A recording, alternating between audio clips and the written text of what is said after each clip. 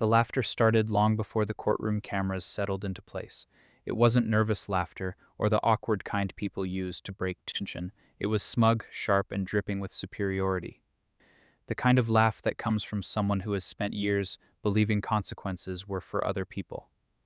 Nobody in that room realized it yet, but that sound would soon become one of the most replayed moments in courtroom television history. Karen Mitchell, the woman the internet would later nickname Fat Karen, sat back in her chair with the confidence of someone who believed she controlled the room. She wore a smug smile, almost as if she were hosting the show instead of standing before a judge. The way she looked at Judge Judy wasn't respectful. It was patronizing, the expression of a woman convinced she was smarter than everyone around her. For nearly 10 years, Karen had ruled Willow Creek Estates through the Homeowners Association. As HOA president, she treated the neighborhood like a kingdom and herself like its unquestioned ruler. She enforced rules with obsessive precision and carried herself with the authority of someone who craved control more than connection. Neighbors whispered about her in private, comparing her to a school principal who never stopped punishing people, and Karen enjoyed every second of it. Every violation notice she mailed out, every fine she issued, every complaint she filed made her feel powerful. She wasn't the kind of person who baked cookies for neighborhood gatherings. She was the kind who shut those gatherings down because the decorations violated HOA color guidelines. To Karen, this court appearance was supposed to be easy. A public victory lap. She had dragged one of her neighbors, a quiet woman named Lillian Cortez, into court over what she called deliberate property violations. The offense? Planting sunflowers in her own yard. Karen argued the flowers were too tall, cast too much shade, and disrupted the neighborhood's uniform appearance. The entire dispute sounded ridiculous, which was exactly why television producers loved it. They knew a showdown between an entitled HOA president and Judge Judy was television gold. The moment Judge Judy entered the courtroom, the atmosphere changed. Conversations stopped. Even the camera operators seemed to steady themselves. Judy didn't need to speak to command respect. Her silence carried decades of authority. Karen, however, seemed completely blind to it. She adjusted her cardigan and smiled with fake sweetness. "Good morning, Your Honor," she said, emphasizing the title with a smirk. "Hopefully we can move through this quickly. I have an HOA meeting afterward." Judge Judy's face remained unreadable. "We'll take however long we need," she replied calmly. "Now tell me why we're here." Karen straightened her papers like a corporate executive preparing for a presentation. "This is a very simple issue," she began confidently. The defendant knowingly violated landscaping regulations despite multiple warnings and refused to pay the resulting fines. This is about maintaining standards and accountability. The words flowed naturally from her mouth. She delivered speeches like this for years during HOA meetings where nobody dared challenge her, but Judge Judy simply listened without expression, which Karen foolishly interpreted as approval. Across the courtroom, Lillian Cortez sat quietly with her hands folded in her lap. Exhaustion showed on her face, the kind that comes from years of dealing with someone who weaponizes rules. Judge Judy turned toward her gently. "How long has this been happening?" Lillian swallowed hard before answering. "Almost 3 years, Your Honor. I've paid over $8,000 in fines. Every time I fixed one issue, she found another."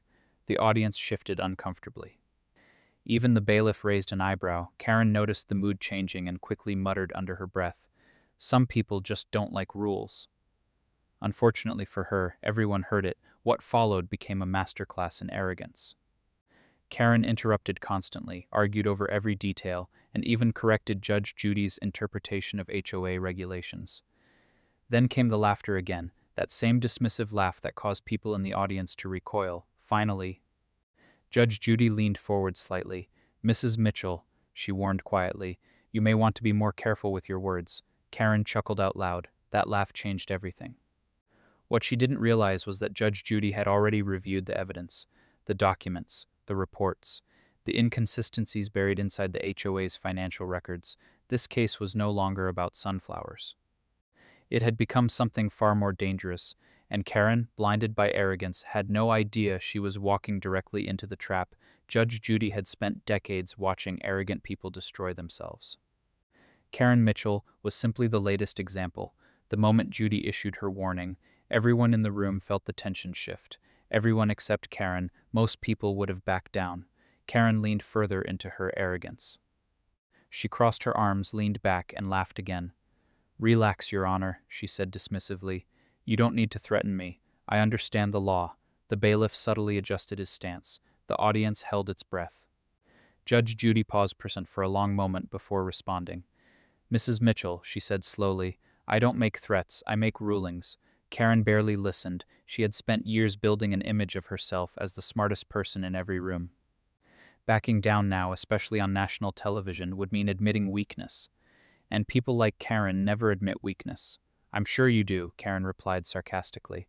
"But HOA law is more complicated than ordinary small claims cases." A shocked murmur swept through the courtroom. Karen had just implied that Judge Judy didn't understand the law. Judge Judy's expression remained calm, but her eyes hardened.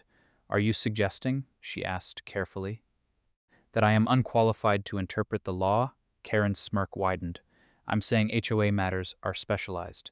I've been HOA president for 8 years. Most judges don't really understand how these communities work." The silence afterward was brutal.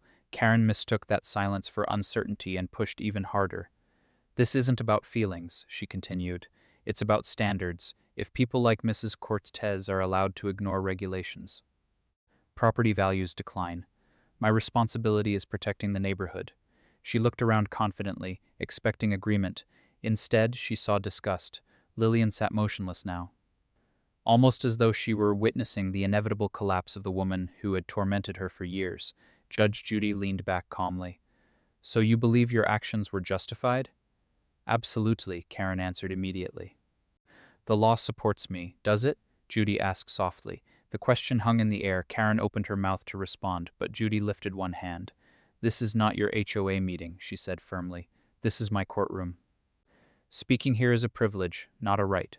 Quiet applause spread through the audience. Karen's face reddened, though she forced another brittle laugh. "Whatever you say, Your Honor," she muttered. "I've handled worse threats from my board." Judge Judy leaned forward again, her voice colder this time. "This is not a threat, Mrs. Mitchell. It's a warning. Continue behaving this way, and you may discover what happens when the law starts reviewing your own records." For the first time, Karen's confidence flickered. The cameras captured it perfectly. Doubt, but it was already too late. Long before she stepped into that courtroom, Karen Mitchell had been building the foundation of her own downfall. The HOA had become her personal empire. What began as a volunteer position slowly transformed into an obsession with control. Karen didn't simply enforce rules. She used them as weapons. Residents learned quickly that her smile was never friendly. One retired teacher named Denise Hall discovered this after hanging a bird feeder in her yard. Karen issued 3 violation notices within days, followed by a fine and an in-person lecture about attracting pests. When Denise tried to reason with her, Karen replied coldly, "Rules are rules." The bird feeder disappeared that same afternoon. Stories like that spread quickly through Willow Creek. Karen rewrote bylaws, replaced board members who challenged her, and introduced increasingly absurd regulations. Families received fines for holiday decorations staying up too long. One homeowner was penalized because a towel was visible drying in their backyard. To Karen, every fine reinforced her authority, but underneath all that control lived fear. She hated being ignored, and when people resisted her, she became crueler. Then came the Cortez family. Lillian and Daniel Cortez moved into Willow Creek hoping for peace. Their children loved drawing colorful chalk flowers across the driveway. Karen saw violations within days. The family received citations for unauthorized pavement markings. The fines escalated rapidly. Lillian eventually visited Karen's home office carrying homemade cookies, hoping to make peace. But the meeting lasted less than 5 minutes. "If you wanted fewer standards," Karen told her coldly, "you should bought a house somewhere cheaper." After that, the harassment intensified. Karen measured their lawn, timed their Christmas lights, photographed their mailbox. Over 2 years, the Cortez family accumulated nearly $9,000 in fines. The financial strain hurt, but the humiliation hurt more. Their children stopped drawing outside. Daniel stopped attending neighborhood events. And everyone else stayed silent because nobody wanted to become Karen's next target. What Karen didn't realize was that every action created a paper trail. Judge Judy's research team had spent hours reviewing Karen's history before trial. They discovered suspicious spending patterns within the AOA accounts, including transfers connected to Karen's personal banking information. Nothing had been proven yet, but something clearly smelled wrong. When Judge Judy reviewed the report that morning, she reportedly muttered, "She isn't protecting that neighborhood, she's terrorizing it." Back in court, Karen continued defending herself proudly while Judy silently connected the dots. The arrogance on display wasn't new. It was simply years of unchecked power finally collapsing under scrutiny, and Judge Judy had already decided this wouldn't end as an ordinary case. She intended to make Karen an example. So when Karen laughed again, it no longer sounded confident, it sounded doomed. By the time the hearing entered its next phase, the courtroom felt less like a television set and more like the beginning of a reckoning. Judge Judy leaned forward carefully. "Mrs. Mitchell," she said calmly, "you've spoken quite a bit about accountability. Let's discuss your HOA's financial records." Karen blinked. "Excuse me, the financial reports." Judy repeated while sliding a folder across the bench. "You care deeply about standards. I assume transparency matters equally." Karen hesitated for the first time.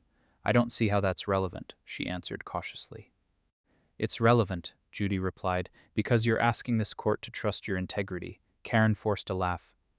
"With all due respect, I'm not the one on trial." Judge Judy's eyes narrowed slightly. "Funny thing about courtrooms," she said. "The person pointing fingers often has the most to hide." The audience murmured. Karen shuffled papers nervously. "If this is an attempt to intimidate me—" "Intimidate you?" Judy interrupted. "Mrs. Mitchell, intimidation implies I view you as dangerous. I don't. I view you as educational." That line hit the room like thunder. Judy tapped the folder again. "These are your HOA financial statements from 2022. Karen didn't touch them. "You listed your cousin as HOA treasurer," Judy continued. "Interesting choice considering she lives in Arizona." Karen froze. "Even more interesting," Judy added. "The contact information traces directly back to your home address and email." The audience gasped. Karen's composure cracked visibly. "I can explain that," she stammered. "I'm sure you can," Judy replied smoothly. "But I've seen this before. Rules for everyone except the person enforcing them." Karen's face lost color. "When exactly?" Judy asked quietly. "Did you decide you were above the very laws you claim to defend?" "I'm not above." "Yes." "You are?" Judy interrupted sharply. "You just haven't realized it yet." The silence became unbearable. Judy leaned back again. "I'm giving you a chance to stop talking," she warned, "because the more you speak, the deeper this becomes." Karen's voice shook. "Are you threatening me?" "No," Judy replied coldly. "I'm warning you. Threats are emotional. Warnings are based on evidence." Karen sat frozen as panic slowly replaced arrogance. And everyone in the courtroom could see it happening in real time. After a short recess, Karen returned looking noticeably different. Her confidence had faded, her posture stiffened, even her walk lacked certainty. Judge Judy wasted no time. "Mrs. Mitchell," she began, "during recess my clerk reviewed your HOA filings." Karen immediately interrupted. "Your Honor, I fail to see why my association's paperwork matters here. Sit down." Judy said sharply. Karen obeyed instantly. Quiet, nervous laughter rippled through the gallery. Judge Judy adjusted her glasses and began reading aloud. "Annual landscaping budget, $124,000. She flipped the page. "Payments routed to Green Leaf Maintenance Services." Then she looked directly at Karen. "Would you like to explain why those payments were transferred into your personal checking account?" The courtroom exploded with gasps. Karen's hands trembled visibly. That's a mistake," she stuttered. "A mistake repeated over 4 consecutive years?" Judy asked calmly. "According to these records, over $50,000 labeled as community improvements ended up in your personal account." Karen swallowed hard. "You're twisting things." "No," Judy replied evenly. "I'm reading your own paperwork." The audience stared at Karen in disbelief. "Do your neighbors know about this?" Judy asked. "The same neighbors you find over decorations and lawn height violations?" Karen's voice cracked. "I dedicated my life to that community." "Spare me," Judy snapped. "Your community didn't ask you to treat them like personal income sources." Karen's face burned red with humiliation. "Judge," Judy continued mercilessly, "you hid greed behind authority. And now the truth is exposing every crack in that shield." The audience applauded softly before the bailiff silenced them. Judy flipped another page. "And here," she said, is a transfer of $8,900 labeled maintenance reimbursement. She turned toward Lillian Cortez. How much did you say you paid in HOA fines? Almost 9,000, Lillian answered quietly.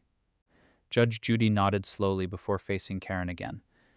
Interesting coincidence, she said coldly. Karen looked terrified now. I don't remember that payment, she whispered. Oh, I'm sure you don't, Judy replied. But receipts have excellent memories. The courtroom fell silent. You took this woman's money, Judy said firmly.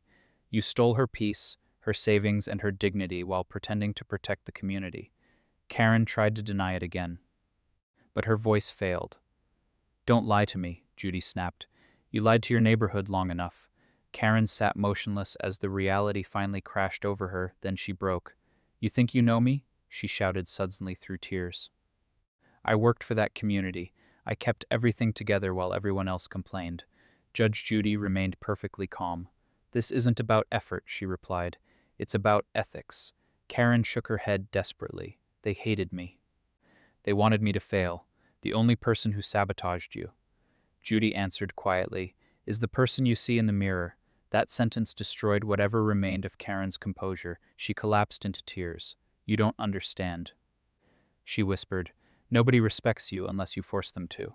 Judge Judy's response came like a final gavel strike. Respect isn't demanded, Mrs. Mitchell, it's earned, and once it's gone, you can't buy it back with fear, fines, or fraud. The courtroom sat in complete silence as Karen sobbed quietly behind trembling hands. Then Judge Judy turned toward the clerk. Please read the notice from the state attorney's office. The clerk stood.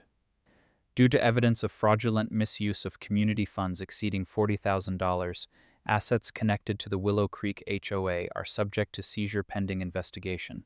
Karen's head snapped upward in horror. Judge Judy looked at her coldly. 5 minutes ago, she said, you were laughing at this courtroom. Now you're about to watch everything you built collapse just as quickly. Karen could barely breathe. The woman who once ruled Willow Creek through intimidation finally understood what accountability looked like, and for the first time in years, she had absolutely no control left. The next morning, headlines exploded across the internet. Judge Judy delivers brutal HOA takedown. Ho president exposed in court. Karen laughs, then loses everything. Clips of Karen's arrogance and eventual collapse spread everywhere online, but the story still wasn't over. When Karen returned to court for the final ruling, she looked unrecognizable. No expensive makeup, no smug smile, just exhaustion. Judge Judy reviewed the evidence one last time. Mrs. Mitchell, she began. The court has determined that you diverted over $48,000 in HOA funds for personal use. Karen's voice trembled. I didn't mean to steal. I was going to repay it. Borrowing requires permission, Judy replied firmly. You never had it. Karen lowered her head. Judge Judy continued reading. The court orders seizure of all assets acquired or maintained through misappropriated funds, including vehicles, accounts, and property. Karen looked up in panic. My house? Yes, Judy answered immediately. The property at 214 Willow Creek Lane will be forfeited and sold to repay damages owed to the community. Karen nearly collapsed. That's my home, she whispered. Judge Judy stared at her steadily. No, Mrs. Mitchell. It was purchased with other people's money and built on their suffering. The silence afterward felt endless. Lillian Cortez sat quietly nearby, not smiling, not celebrating. Just breathing easier than she had in years. Judge Judy's voice softened slightly. Losing your house is not revenge. It's perspective. For once, you'll understand life without power. Karen begged softly through tears. Please don't take everything. Everyone makes mistakes, Judy replied, but arrogance turns mistakes into crimes. Then the gavel came down. This court orders immediate forfeiture of the property. Case closed. Karen stood slowly as the bailiff guided her out. Outside, reporters flooded the courthouse steps. She ignored every question. By that evening, Willow Creek held its first HOA meeting without her. Residents voted unanimously to remove Karen's policies, refund wrongful fines, and place a bench in the community garden dedicated to the people she had mistreated. The plaque beneath it read, "Power means nothing if it costs your humanity." Meanwhile, Karen moved into a small apartment across town. The woman who once controlled an entire neighborhood now lived surrounded by silence, and every time she opened her phone, she saw the same clip replaying endlessly online. Her own laughter, the sound that had once made her feel powerful, had become the echo that haunted her. Back in Willow Creek, Life slowly healed. Children returned to the sidewalks. Lillian planted new sunflowers in her yard. Neighbors smiled at each other again without fear. The community that Karen had ruled through intimidation finally felt alive. One afternoon, Karen drove past the neighborhood she once controlled. She saw children playing freely and Lillian trimming her flowers beneath the sunlight. For a brief moment, their eyes met. Lillian didn't smirk or glare. She simply nodded once. Karen nodded back quietly before driving away that night. Sitting alone at her kitchen table, Karen stared at unpaid bills and unopened mail. For the first time in years, there were no HOA meetings, no fines, no authority. Only silence. Finally, she whispered softly to herself. Maybe it's time to start over. It wasn't redemption. It wasn't forgiveness. But it was the first honest thing she had said in a very long time. Weeks later, during an interview, Judge Judy was asked about the viral case. She smiled faintly and said only one sentence. Sometimes justice doesn't need to shout. It only needs to be seen. That quote spread across the internet just as quickly as Karen's downfall. Because the story wasn't only about one arrogant HOA president, it was about accountability, a reminder that power without humanity eventually destroys itself, and that truth, no matter how quietly it speaks, will always outlast arrogance.